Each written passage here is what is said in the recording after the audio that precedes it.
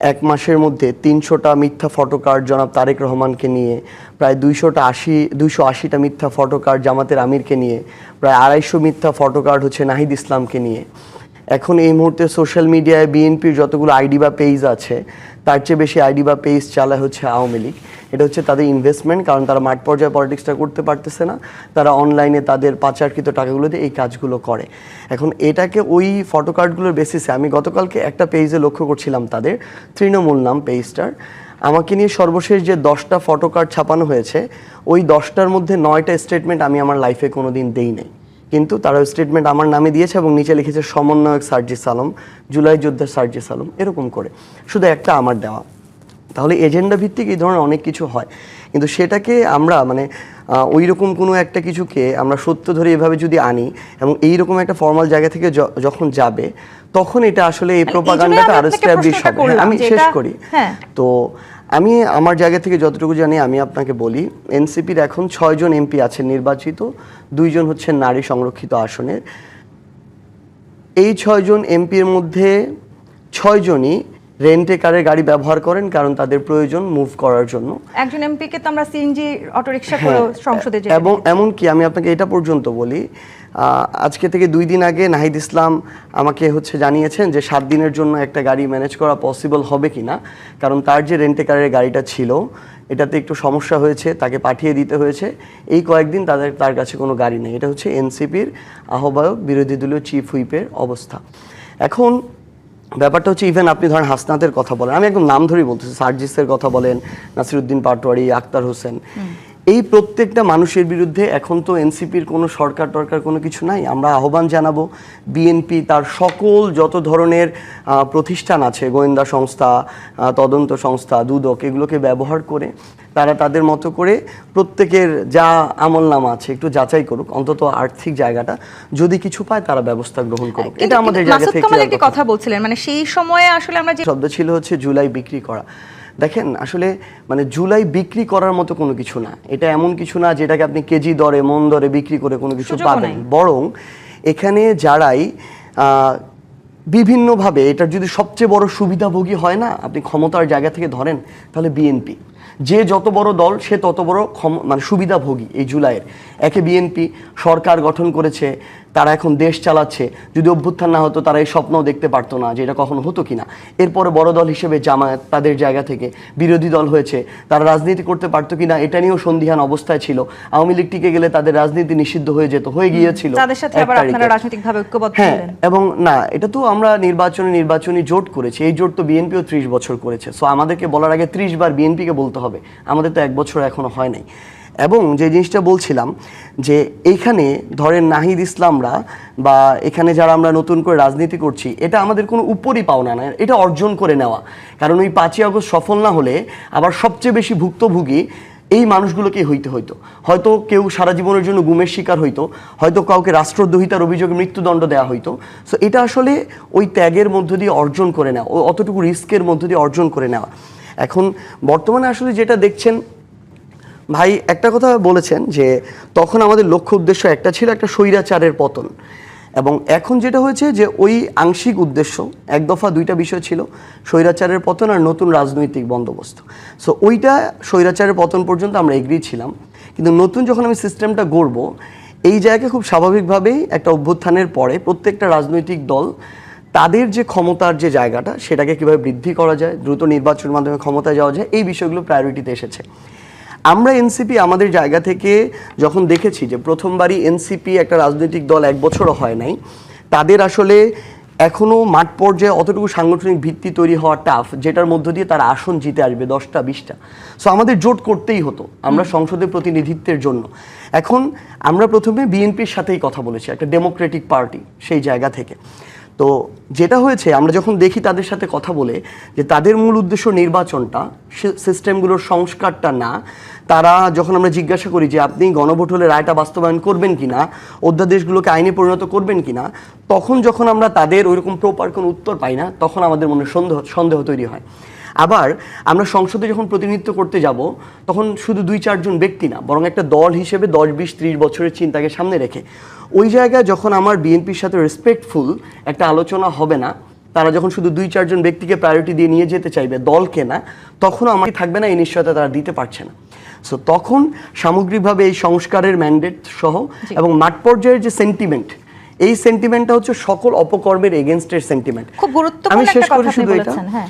তো এই সকল অপকর্মের বিরুদ্ধে যখন সেন্টিমেন্টটা, আপনি মাঠ পর্যায়ে খোঁজ নেবেন ফেয়ার জায়গা থেকে, আমরা যে কোনো দলের চিন্তা না করি, যেগুলোর কারণে মানুষ বিরক্ত বা যে অভিযোগগুলো আসে সাধারণ মানুষের থেকে, মানুষের উপর জুলুম শোষণের, এগুলোর সাথে শুধু এখন না, মানে নির্বাচনের পরে না, নির্বাচনের আগেও বড় দল হিসেবে মোর ম্যান পাওয়ার থাকার কারণে বিএনপি এই জায়গাটাতে বেশি জড়িত ছিল। দ্যাটস ওয়াই আমাদের জোটটা ফাইনালি এখানে গিয়েছে, এটা একটা নির্বাচনী জোট হিসেবে। মাসুদ কামাল, এই যে মানে এই 2 বছর যেতে না যেতে জুলাই চেতনা বিক্রির মতো গুরুতর অভিযোগ আমাদেরকে শুনতে হচ্ছে, জুলাই সনদ নিয়ে সুস্পষ্ট এক ধরনের রাজনৈতিক মত পার্থক্য তৈরি হচ্ছে, এটি কি আসলে হওয়ার কথা ছিল? নয়া বন্দোবস্ত যেটা জিনিসটা, এই শব্দটা আমি আসলে বুঝি না, বুঝি না এই কারণে জুলাই আন্দোলনের সময় আমি গত 3-4 দিন ধরে না বাসায় বসে বসে খেলে এই পুরো জুলাই মাস এবং অগাস্টের 5 তারিখ পর্যন্ত পত্রপত্র এগুলো দেখতেছি। গত 3-4 দিন ধরে রিলিজিয়াসলি এই কাজটা আমি করতেছি যে আসলে এই সময়ে এই শব্দগুলি উচ্চারিত আদৌ হয়েছে কিনা। তো নয়া বন্দোবস্ত আসলে আমার কাছে এখনও ক্লিয়ার না। আমি অপেক্ষা করছিলাম এনসিপি যখন পলিটিক্যাল পার্টি হলো তখন তারা আমাদেরকে দেখাবে যে রাজনীতির নয়া বন্দোবস্তটা কী। আমি খুবই আশা করছিলাম, কিন্তু সেখানেও আমি নতুন কিছু দেখতে পাই নাই। কিছু অশোভন কথাবার্তা ছাড়া আর কোনো কিছু তারা দেখাতে পারে নাই। শেষ পর্যন্ত আমি ধরে নিছি যে এটাই বোধহয় নয়া বন্দোবস্ত, যে অশ্লীল কথাবার্তা বলবো, উচ্চারণযোগ্য নয় এমন কথাবার্তা বলবো, এটাই বোধহয় নয়া বন্দোবস্ত। এছাড়া আর কিছু এনসিপি গতানুগতিক ধারাতেই রাজনীতি করেছে গত এই সময়টাতে। আর বিএনপি তো নয়া বন্দোবস্তের কথা বলেও নাই। তারা কি বলেছে কখনো আমরা নয়া বন্দোবস্ত করবো? তো বিএনপি কাছ থেকে নয়া বন্দোবস্ত আশা করেন কেন? বিএনপি তো তার স্টাইলে পলিটিক্স করতেছে। জামায়াত ইসলামী তো নিজেদেরকে নানান সময় পরিবর্তনের কথা জামাত বলেছে, ইসলাম অথচ আজকে নয়া জামায়াতের বন্দোবস্তের আমির কথা বলে নাই। বলেছেন যে জামাত ইসলাম তার পলিটিক্স করতেছে। জামাত ইসলামের যে আদর্শ, যে লক্ষ্য, তারা সেখান থেকে এক চুল সরছে। জামাত ইসলামের কি এর মধ্যে জামাত ইসলাম অথবা বিএনপির কি গঠনতন্ত্র পরিবর্তন হয়েছে? উনি যে জুলাইকে ভুলে যাওয়া ষড়যন্ত্রের কথা বলতেছে, উনি যেভাবে জুলাইকে মনে রাখেন সেভাবে কি এনসিপি জুলাইকে মনে রাখে? সেভাবে কি বিএনপি জুলাইকে মনে রাখে? অথবা তাবৎ পলিটিক্যাল পার্টিগুলো যেভাবে জুলাইকে মনে রাখে? আমি কোনো পলিটিক্স করি না, কোনো পার্টি করি না, আমি কি সেভাবে মনে রাখি? প্রত্যেকটা মানুষের আলাদা আলাদা প্রত্যাশা ছিল, এবং সেই প্রত্যাশাটা কি জানেন, একটা জায়গায় সবার মিল ছিল। সেই মিলটা হলো আমরা ওই সময়ের দুঃসহ অবস্থা থেকে মুক্তি চেয়েছি, যে গণতন্ত্রহীনতা ছিল তার হাত থেকে মুক্তি চেয়েছি, যে স্বৈরাচারী শাসন ছিল তার হাত থেকে মুক্তি চেয়েছি, যে নির্লজ্জ দলীয়করণ ছিল তার হাত থেকে মুক্তি চেয়েছি। আমরা চেয়েছি। তারা কি চেয়েছে? বিএনপি চেয়েছে? বিএনপি যদি দলীয়করণ থেকে মুক্তি চাইতো তাহলে তো বিএনপি এরকম নির্লজ্জভাবে দলীয়করণ করতো না। এখন তারা বিএনপি করতেছে না। বিএনপিও তো নতুন বাংলাদেশের কথা বারবার বলছে। বলা করা তার এক জিনিস, বলে তো সবাই। যে লোক চুরি করে সে বিসমিল্লাহকে চুরি করে, এতে কি চুরি জায়েজ হয়ে যায়? হয়। বিএনপির দলীয়করণ, বিএনপির 31 জনের মধ্যে কি দলীয়করণের বিরুদ্ধে বলা হয় নাই? বিএনপি দায়িত্ব নেওয়ার পরে তো দলীয়করণ শুরু করেছে।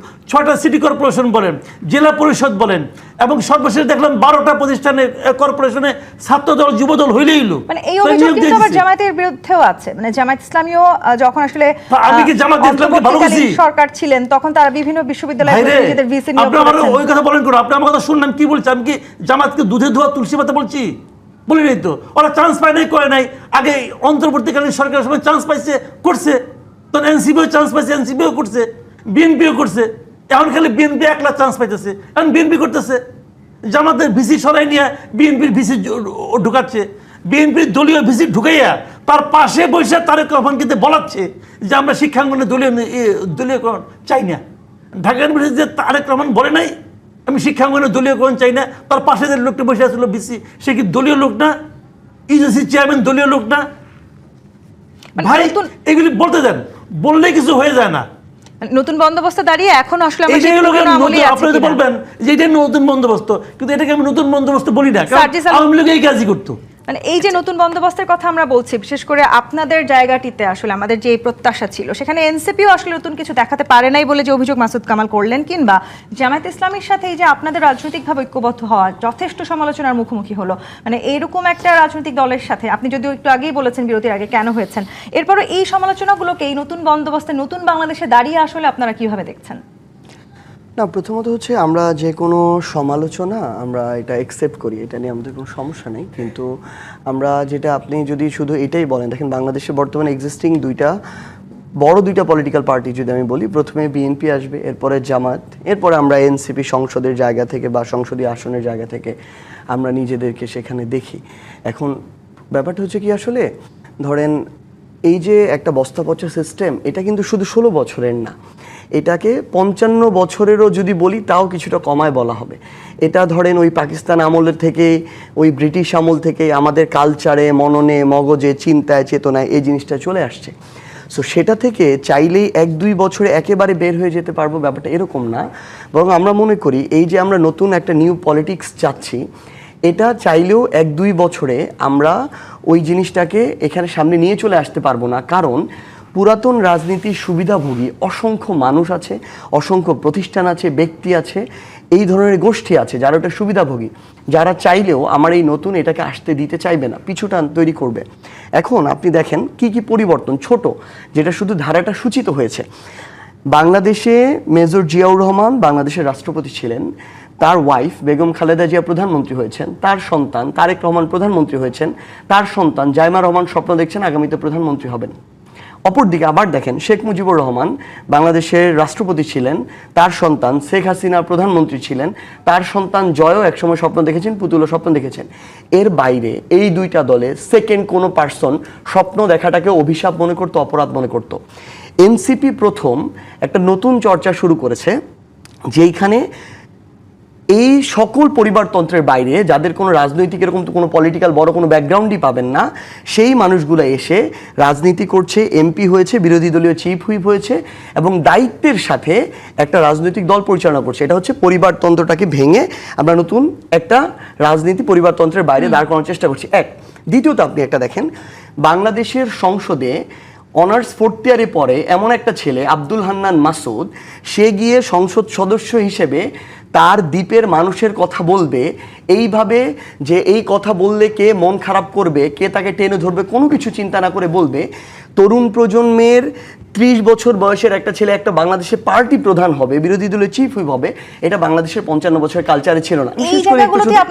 আমি একটু শেষ করি। হ্যাঁ, এটা আরেকটা ব্রেকডাউন, আরেকটা নতুন সূচনা যে তরুণদের নেতৃত্বে এই রাজনীতি। 3 নম্বরে আপনি দেখেন আমার পার্টির 6 জন এমপি, তার আপনি ফেসবুক সোশ্যাল মিডিয়া পেজগুলো ফলো করবেন, ইচ অ্যান্ড এভরি টাকা সরকারি যত বরাদ্দ যায় প্রত্যেকটা টাকার হিসাব অনলাইনে সোশ্যাল মিডিয়া এসে লাইভে দিয়ে দেওয়া হয়।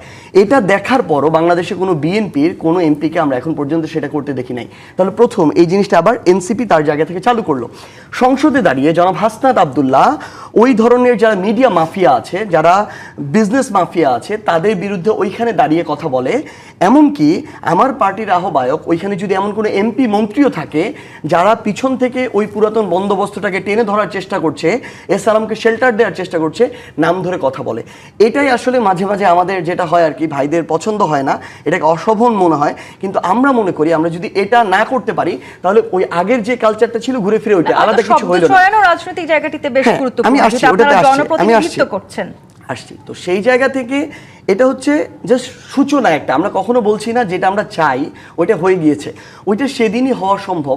একটা দল তৃতীয় রাজনৈতিক দল হিসেবে ওইটা কোনো এস্টাবলিশ করতে পারবে না। একটু আমি আপনাকে থামাই, অন্তর্বর্তীকালীন সরকারের আমলে মানে আপনি যে কথাগুলো বলছেন সেই স্বপ্নটাই তো আমরা দেখেছিলাম, সেই জায়গাটিতেই আস্থা ছিল। ঠিক অন্তর্বর্তীকালীন সরকারের আমলে আপনাদের নানান কর্মকাণ্ড কিংবা যে ধরনের সমালোচনা ছিল, সেই সমালোচনার জন্য কি এই আস্থাটি হারালো বাংলাদেশের জনগণ? কি সমালোচনা ছিল? মানে বিভিন্ন সময় আপনাদের যারা আসলে উপদেষ্টা হয়েছেন তাদেরকে নিয়ে নানান রকমের দুর্নীতির অভিযোগ ছিল বা এরকম নানান আলোচনা ছিল। মানে দুঃখজনক কথা কোনটা আসলে, মানে এগুলো বললে যেটা হয় পিআর অনেক পাওয়া যায়, ভিউজ বেশি হয়, দ্যাটস ওয়াই সবাই এটা বলে। কিন্তু আমরা তো এটা জানতে চাই, এই যে এত এত অভিযোগগুলো মানে আনা হয়েছে বিভিন্নভাবে। আমরা সব অভিযোগগুলো প্রথমে দেখেছি আওয়ামী লীগের ফেক প্রোপাগান্ডা পেজ দিয়ে, পরে মাঝে মাঝে কিছু বিএনপির লোকজন এটাকে সার্কুলেট করেছে, মাঝে মাঝে অন্যান্য দলের তারাও সার্কুলেট করেছে। কিন্তু এরকমই যদি হয়, আপনারা এখন তো বিএনপি সরকার, আমাদের না, তাহলে আপনারা এগুলো যাচাই বাছাই করেন, এগুলোর বিরুদ্ধে ব্যবস্থা নেন, আমাদের তো এটাতে কোনো সমস্যা নেই। কিন্তু না বলে শুধুমাত্র গড়পড়তা একটা জিনিস, ইভেন আপনি একটা জিনিস দেখেন, আমার উপদেষ্টা ছিল 2 জন এনসিপির, এর মধ্যে জনাব নাহিদ ইসলাম 6 মাসও ছিলেন না 2 বছরের সরকারে, এসে উনি দলে চলে এসেছিলেন ফেব্রুয়ারি মাসে। তাহলে আমার 25 জন টোটাল উপদেষ্টা ছিলেন, একজন প্রধান উপদেষ্টা ছিলেন, সেই জায়গায় বাকি 23 জন কিংবা একটা সরকারের দায়ভার তো আমার এনসিপির উপর চাপিয়ে দেওয়ার কোনো ডক্টর সুযোগ শামীমা নেই। সুলতানা, নানা সময় আমরা দেখেছি এনসিপি কে টার্গেট করে আসলে অনেক কিছু বলা হয়েছে, বিশেষ করে ট্যাগিং, গুপ্ত কিংবা মব তারা সৃষ্টি করে, গুপ্ত এই জামায়াতকে বলা ধরনের যে হয়েছে, শব্দগুলো NCP কে বলা হয়, মানে এনসিপির অনেক নেতাকর্মীরা গুপ্ত হয়ে জামাত কিংবা আওয়ামী লীগে ছিলেন দীর্ঘদিন সময়। দেখেন, এই জায়গা থেকেই আসলে আমি একটু বলতে চাচ্ছিলাম যে দেখেন যে এনসিপি যারা হয়েছেন তারাই তো আসলে কয়েকজন সমন্বয়ক ছিলেন এবং গুরুত্বপূর্ণ সমন্বয়ক ছিলেন, তারা কিন্তু মিছিলের সামনে ছিলেন, তারা নেতৃত্ব দিয়েছিলেন। তো তাদের এই নেতৃত্ব কিন্তু মানুষ বিশ্বাস করেছিল, সেই বিশ্বাস করেই কিন্তু জনগণ তাদের কাতারে এসে দাঁড়িয়েছিল। কিন্তু আমরা দেখলাম যে 8 আগস্ট থেকেই, তাই তো, যে যখন সরকার গঠন হলো তখন মনে হলো যে মানুষের আশায় সেটা ঘুরে বালি হয়ে গেল। হ্যাঁ, যে এই মানুষ কিন্তু এটা চিন্তাও করে নাই যে সেই যারা সমন্বয়ক ছিল তারা উপদেষ্টা হয়ে যাবে। হ্যাঁ, মানে কিন্তু আমরা তো আবার নতুনত্ব চাইছিলাম না, দেখেন অসুবিধা না, দেখেন নতুনত্ব, দেখেন যে তখন যে নেতৃত্ব, তারা নেতৃত্বে ছিলেন, তাদেরকে বিশ্বাস করেছিল জনগণ এবং আপামর জনতা তাদের পাশে এসে দাঁড়িয়েছিল। এবং শুধু তারা না, সেখানে কিন্তু তারপরে প্রাইভেট বিশ্ববিদ্যালয় বলেন, হ্যাঁ, স্কুল কলেজ বলেন, বিভিন্ন বিশ্ববিদ্যালয়ের শিক্ষার্থীরা বলেন, সবাই কিন্তু তাদের পাশে ছিল। কিন্তু তারা যখন উপদেষ্টা হয়ে গেলেন তখন কিন্তু তারা কাউকে জিজ্ঞেস করেন নাই। হ্যাঁ, তারা কিন্তু নিজেদের মতো করে উপদেষ্টা হয়ে গেলেন। আরেকটা কাজ করতে পারতেন তারা, 2টা কাজ করতে পারতেন, একটা না। একটা হলো যে তারা সবাই মিলে গিয়ে যদি সরকার গঠন করে ফেলতে পারতেন, যে সার্জিস আলম হলো প্রধান উপদেষ্টা, হ্যাঁ, হাসনা, তারপরে অন্য যারা ছিলেন তারা, মানে তাদের ঘরানার যারা, তাদেরকে দিয়ে সরকার গঠন করে দেশটা পরিচালনা করে দেখাতে পারতেন যে আসলে তারা দেশটা কেমন করে চালাচ্ছেন। তা কিন্তু তারা করেন নাই। তারা কি করেছেন, সবাইকে বঞ্চিত করে, হ্যাঁ, সবাইকে বঞ্চিত করে এবং গুটি কয়েকজন একত্রিত হয়ে, এবং দেখা যায় যে আপনি এই যে সার্জিস আলমকে আজকে সামনে পেয়েছি, তারা যেদিন 31 জুলাই, হ্যাঁ, তারা যেদিন প্রত্যাহার করে নিল যে ডিবি অফিসে, হ্যাঁ, সেদিনই কিন্তু এই যে এবং ঢাকা বিশ্ববিদ্যালয় তখন কিন্তু খালি হয়ে গেল। হ্যাঁ, তখন কিন্তু এই আন্দোলনের হালটা ধরলো কিন্তু জাহাঙ্গীরনগর বিশ্ববিদ্যালয়, প্রাইভেট বিশ্ববিদ্যালয়, বিভিন্ন স্কুল কলেজ। এটা 18 তারিখেই ধরেছিল, 31 তারিখ না, একদম 18 তারিখ থেকেই ধরেছিল। কিন্তু যখন আপনারা ফিরে আসছেন বোধহয় 1 তারিখে ফিরে আসছেন, কিন্তু এর মধ্যে কিন্তু তারা 1 তারিখে ফিরে আসছেন, কিন্তু হাল ধরেছেন কিন্তু এর আগে থেকে। দেখেন 18 তারিখ ইয়েতে আমরা এই সহিংসতার বিরুদ্ধে জাহাঙ্গীরনগর বিশ্ববিদ্যালয়ে কিন্তু শহীদ মিনারের পাদদেশে মোমবাতি জ্বালিয়েছে, তাদের অনেক ভূমিকা ছিল। প্রত্যেকের জায়গা থেকে প্রত্যেকে কিন্তু তাদের ভূমিকা সর্বোচ্চটা দেওয়ার চেষ্টা করেছেন। আপনি যে কথাটি বলছিলেন যে এনসিপি সবাইকে বঞ্চিত করেছে, শুধু কি এনসিপি সবাইকে বঞ্চিত করলো, মানে এইটাও তো প্রশ্ন করা যায়। আবার আসিফ মাহমুদ সজীব ভাই বলেছেন যে রাজনৈতিক দলগুলোকে বিশ্বাস করা তাদের একটা বড় ভুল ছিল। এই প্রসঙ্গে আমি ফিরবো। জিপি ইস্পাত নিবেদিত রাজকাহনে আরেকটি বিরতি নিয়ে ফিরছি, সাথে থাকুন। রাজকাহন, দেখছেন উত্তরাধিকার কারা আসলে জুলাইয়ের, এই প্রশ্ন কেন উঠে গেল এতটুকু সময়? এবং আমরা যখন উত্তরাধিকার নিয়ে আলোচনা করছি, ঠিক একই সময় আপনি আবার বললেন যে এনসিপি সবাইকে বঞ্চিত করছে। এনসিপি তো সরকারি দলে নাই, সবাইকে বঞ্চিত করার সুযোগ আসলে তাদের কতখানি আছে? এবং আসিফ মাহমুদ যেটি বলেছেন যে রাজনৈতিক দলগুলোকে বিশ্বাস করা আমাদের ভুল ছিল। দেখেন, এর একটু আগে থেকে বলি, সেটা হলো যে তাদেরকে কিন্তু মানুষ বিশ্বাস করেছিল, যারা সমন্বয়ক ছিল, যারা নেতৃত্ব দিয়েছিল, এবং তাদের পাশে এসে কিন্তু দল মত, হ্যাঁ, জাতির নির্বিশেষে তাদের সঙ্গে এসে কিন্তু দাঁড়িয়েছে। হ্যাঁ, কিন্তু 5 আগস্টের পরে কিন্তু মানুষ আস্তে আস্তে হতাশ হতে শুরু করেছে। হ্যাঁ, এবং যখন অন্তর্বর্তীকালীন সরকার গঠিত হলো তখন দেখা যায় যে সবাইকে বঞ্চিত করে দিয়ে কারা উপদেষ্টা হবে, নিজেরা উপদেষ্টা হবে, এই জায়গাটার মধ্যে তারা চলে গেল। কিন্তু আমার মনে হয় যে সেই সময়ে যদি সমন্বয়করা যেভাবে নেতৃত্ব দিয়েছিল সেভাবে যদি জনগণকে নিয়ে থাকতো, তারা কি করতে পারতো, বাংলাদেশটাকে সামনের দিকে এগিয়ে নিয়ে যেতে পারতো। তারা কিন্তু সরকারকে প্রেশার দিতে পারতো, তারা একটা বাংলাদেশের ভালো কাজ করার জন্য একটা প্রেশার গ্রুপে তারা রূপান্তরিত হতে পারত।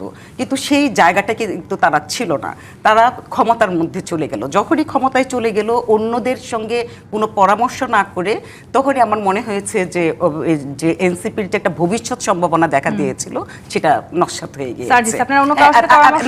আরেকটু কথা বলতে চাই, সেটা হলো যে এইটা কিন্তু কেউ একা ক্রেডিট নিতে পারবে না, হ্যাঁ, কোনো সুযোগ নাই। কারণ তারা যখন প্রত্যাহার করেছিল তখন হাল ধরেছিল কিন্তু অন্যান্য বিশ্ববিদ্যালয়, প্রাইভেট বিশ্ববিদ্যালয় এবং প্রাইভেট বিশ্ববিদ্যালয়ের শিক্ষার্থীরা কিন্তু নিহতও হয়েছে, হ্যাঁ, শহীদ হয়েছেন, হ্যাঁ, এবং স্কুল কলেজের বাচ্চারাও শহীদ হয়েছেন কিন্তু, হ্যাঁ।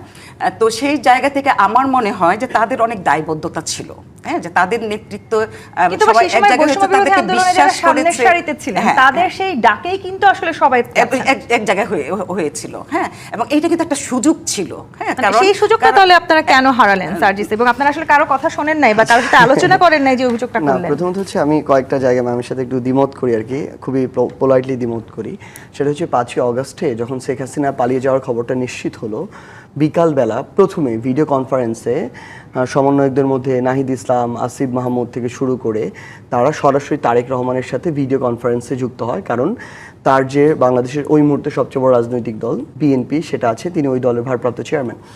তিনি সাথে সাথে বলেন যে তারা কোনো বিপ্লবী সরকারকেও মানবে না, কোনো জাতীয় সরকারের অংশ হবে না, সহযোগিতা করবে না। তারা একটা অন্তর্বর্তীকালীন সরকার চায়, যে সরকার 3 মাসের মতো থাকবে, একটা নির্বাচন দিবে, এরপরে চলে যাবে। সো আমরা খুব স্বাভাবিকভাবেই বিএনপি, আমরা অবশ্যই তারা আমাদের এই অভ্যুত্থানের গুরুত্বপূর্ণ স্টেক হোল্ডার। এখন এত বড় একটা অংশকে বাদ দিয়ে তো একটা সরকার গঠন করলে আরেকটা নৈরাজ্য তৈরি হবে।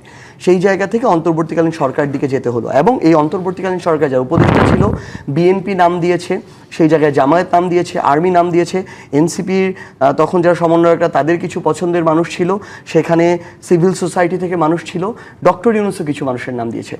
যারা উপদেষ্টা হয়েছে একজনও ছিল না যেটার বিরুদ্ধে বিএনপির দ্বিমত ছিল, কিংবা জামায়াতের ছিল, কিংবা এনসিপির। ওই মানুষগুলোকেই দেওয়া হয়েছে যাদের বিরুদ্ধে কারো দ্বিমত নাই, এবং সবার এখানে মানুষ ছিল। এখন সবচেয়ে বড় জিনিসটা আমি বলছি, আমি যাচ্ছি, হ্যাঁ, মানে ওইটাই ব্যাপারটা হচ্ছে, দেখেন আমি এখন ওইটা বলতেছি, এনসিপির তাও 1-2 জন মানে যারা এখন এনসিপিতে আছে ছিল বলেই আমি মনে করি যে আমার সংস্কার নিয়ে এত কথা হয়েছে, ছিল বলেই একটা জুলাই সনদের আমি রোডম্যাপ পাইছি, ছিল বলেই সংবিধান সংস্কার পরিষদ হয়েছে, ছিল বলেই গণভোট হয়েছে, গণভোটে 70% মানুষ ম্যান্ডেট দিছে। এত কিছুর পর এই চাপটা তৈরি হয়েছে শুধুমাত্র এনসিপির প্রতিনিধিরা ওখানে ছিল বলে। যদি না থাকতো, এটা আমরা মনে করি, এই ধরনের কোনো জুলাই সনদ হইতো না, সংবিধান সংস্কার কমিশনও হইতো না, কোনো গণভোটও হইতো না। বিএনপি 3 থেকে 6 মাসের মধ্যে একটা নির্বাচন নিয়ে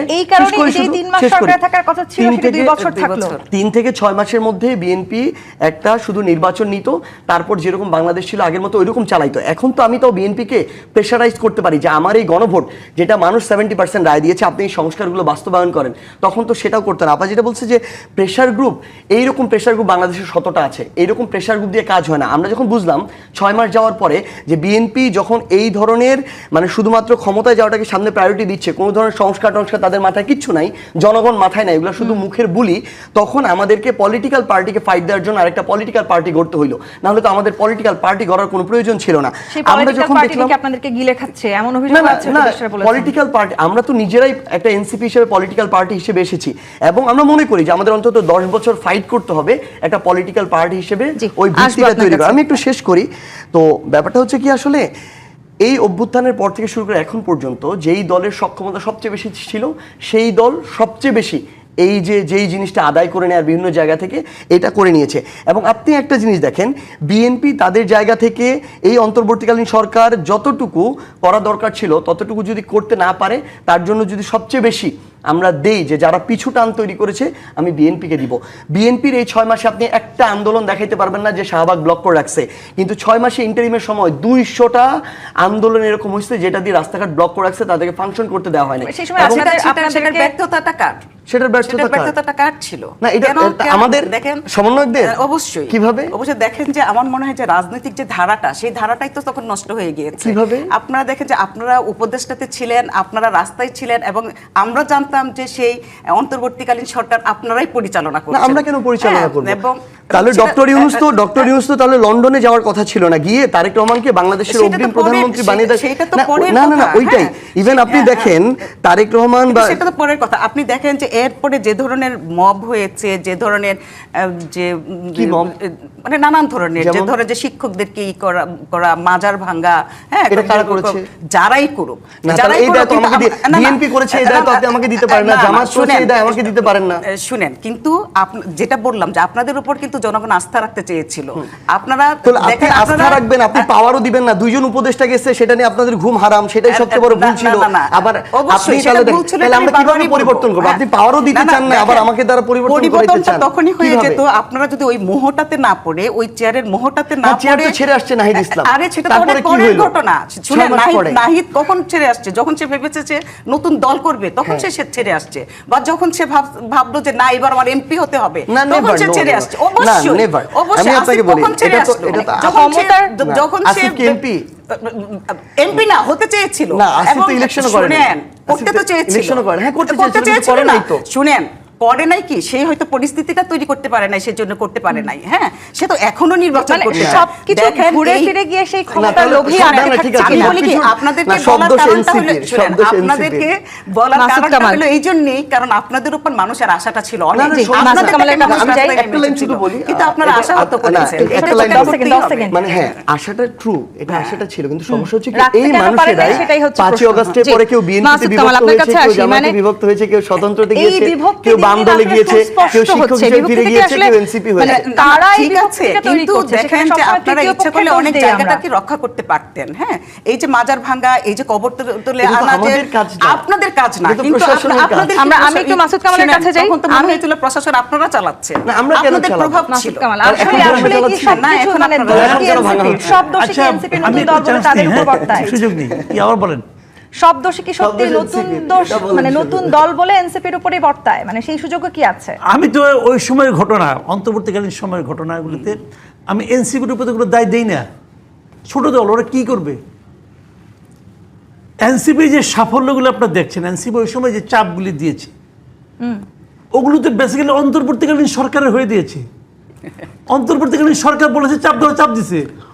এনসিপি কি এত শক্তি ছিল মানে যে আওয়ামী লীগকে অন্তর্বর্তীকালীন নিষিদ্ধ সরকারেরই করে অংশ দিবে? ছিল। আমি বলছি আপনাকে, আপনি আমার বলতে দেন, এনসিপি অত শক্তি ছিল না, এনসিপি অত বড় দল কখনোই ছিল না।